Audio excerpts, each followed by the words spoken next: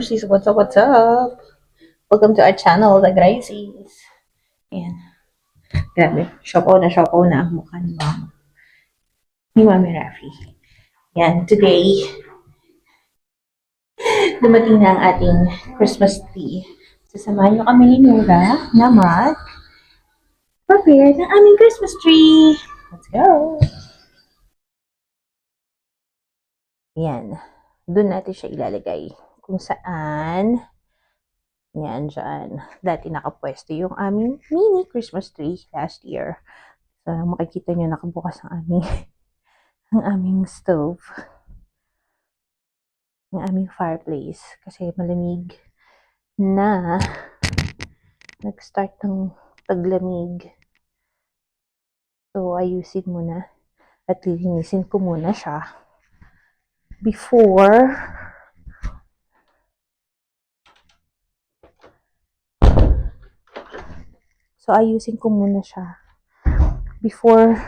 namin i-set up ni Nura dito yung Christmas tree.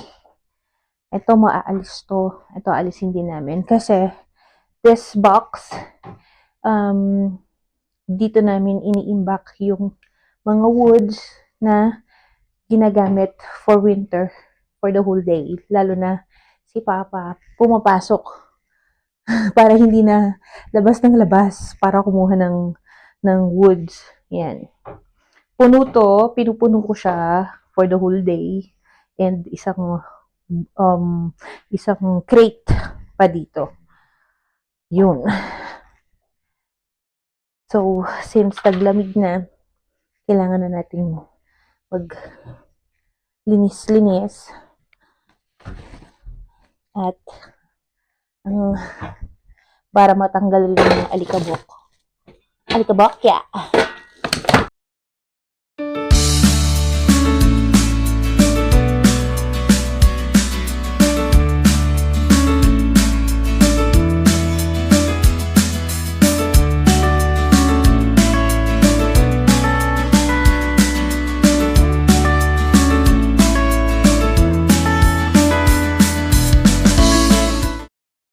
Guys, hey. Hey, what? You guys. Let me open it. Let me use the scissors. Okay, hold on. Kasi. How did you get the red? What? How did you get this? I don't know. Alright, guys. I'm so happy. Yeah. Wow. Okay. Alright. Whoa! No way! Oops, sorry. It's okay. Okay. Oh, it's quite big. Mataas pala siya ng konti. Yeah. Okay. Take this carton off. Can I try this for my body? Come here, babe. Oh. Ow. Owie. Guys, I thought it's gonna work, but it breaks. Hinigaan niya. You're so big, baby. You're already big. Yeah. Hindi ka na kaya niyan. Wait, no. Maybe this is the top. Okay. Maybe this is the top. We just need to figure it out how we're going to fix it. Yeah. Okay. Here we go. Here. We forgot to remove the plastic. Wait. We will remove it later on. Oh.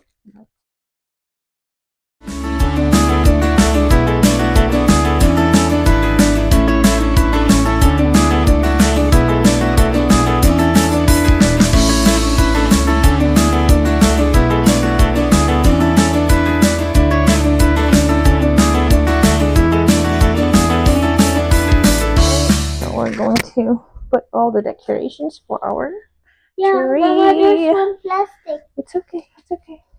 It's alright. Don't worry. It's fine. We'll put it at the back. Oh, we missed one.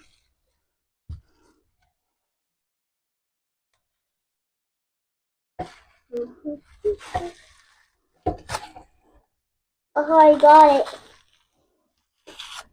Can you put it here on the plastics, please? Okay. Gather all the small plastics and put it on the big one, please. Okay. Ooh, they're so sticky. There you go. Thank you, babe.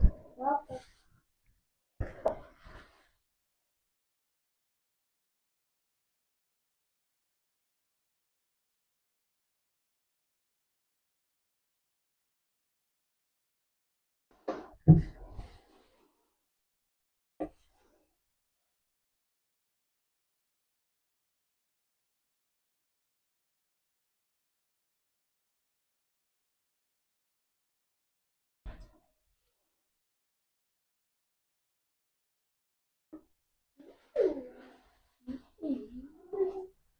Okay. I put them all. All right, thanks. Oh, I forgot one. Okay, there's more plastic that we're going to open. Okay, then What? next. Decoration pieces. What? Balls. Balls. Okay. Brochures. Scissors.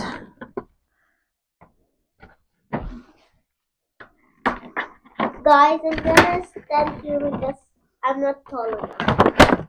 I'm just small, like a kid. I am a kid. I go to school. You are a kid? Yeah. You are a big kid? A small kid? No, small kid. We forgot the spread one.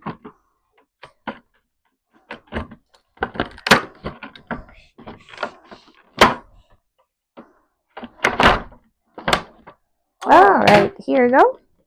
Right. Wow. You see that, guys? Wow. Okay. How should we put it? Anywhere you want. No, how do we put it?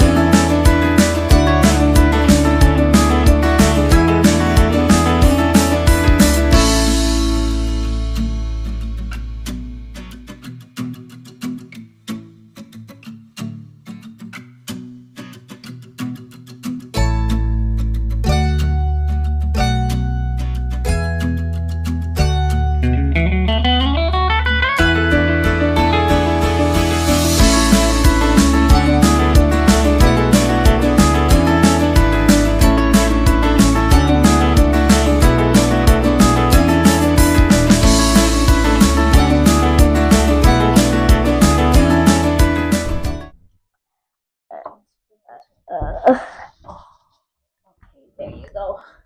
Yay! Baby. Yeah. Okay, babe, are you ready to open the Christmas tree? Yes. Hi, everyone! Hi, everyone.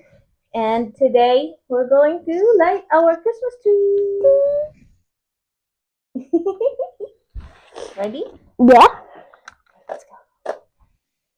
Wow. Wow. Close the light, baby. Where? There. Okay. Wow! Wow! Wow! I love it. Love it. Yeah. Okay. Alright, guys. Love it? Yeah. Whew. Ayan guys, tapos na namin ayusin ni Nora yung Christmas tree. Nagutom siya, oh, di ba? Ayan, and update lang tayo sa ating sa ating journey. sa ating pregnancy journey. And yes, I've been monitoring my BP for 1 week and yun nga, hindi siya bumababa ng it's always nagme-maintain siya sa 140 pataas over 80. So yung nasa ibaba is okay. Merong days lang na nagna-90 and yung systolic is mataas, 140 pataas. So, nag-advise si doctor, nagbigay siya ng meds for me to take 3 times a day, 2 capsules 3 times a day to maintain it. And always, every hour, kailangan ko pa rin kunin ang aking BP pa rin. Kasi kung hindi siya magbabago, kasi ang habol ng doktor talaga is makaabot tayo until 38 weeks. So, ako naman, 38 weeks, which is around January. First week of January yon. And ako naman, hindi ko na-feel na aabot ako ng 38 weeks. Kasi, as in, ngayon pa lang, sobrang dalas ng aking Braxton Hicks. Pero sabi naman niya, wala namang relate yon sa pagkakaroon ng early labor. But last time nga, yung biglang sumakit yung likod ko ng sobra na mawawala, tapos sobrang sasakit siya. Yung para kang nagli-labor na. So, meron palang chance na ganun, na ma-feel mo lang yung labor sa likod, na hindi mo na-feel dito sa harap. So, after noon, yung pinahinga ko siya. So, sabi nga niya, baka nag-strain lang yung aking back dahil sa bigat na ni baby. Hindi na rin ako masyadong makakilos ng maayos dito sa bahay dahil nga pag tumatayo ako, para na siyang malalaglag. As in, ang sakit-sakit na niya sa baba. Sumisiksik na siya sa baba. Yun. And pagka natutulog ako, there are times na hindi na talaga ako komportable. Napaka-uncomfortable na nung posisyon para sa akin. Maghahanap talaga ako ng posisyon na para lang makatulog ako. Kung makikita nyo, di ba? Nagkakaibag na ako. Kasi, hindi na rin ako makatulog. Dahil sa palaki na siya ng palaki. Ayan. So, maybe, tomorrow, we're gonna get the rest of the things na yung kailangan ko. Kasi kailangan ko pa dagdagan ng diaper and wipes and cottons. Tomorrow, sasama kami kay Papa. Kami ni Nana. And, I think I need to get some stocks para kay Nana. Kasi pag umalis kami, papuntang hospital, if in case, kailangan meron siyang pagkain na dito sa bahay. Kasi kung hindi siya kakain. Kain siya puro itlog. No. All egg, everyday egg. Alright, thank you so much guys for watching. And next update namin sa next video, ang mga susunod na gagawin namin for laboratory or another doctor's visit. Alright? Don't forget to like and subscribe, and don't forget to click the bell button. Don't forget to click the like button and the subscribe button. And don't forget to click the bell button. alright guys, thank you. Bye. Bye.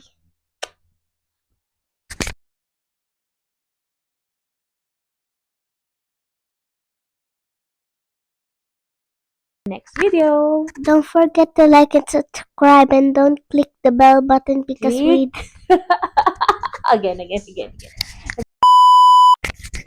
Don't forget to like and subscribe, and don't forget to click the bell button because we don't have any guests.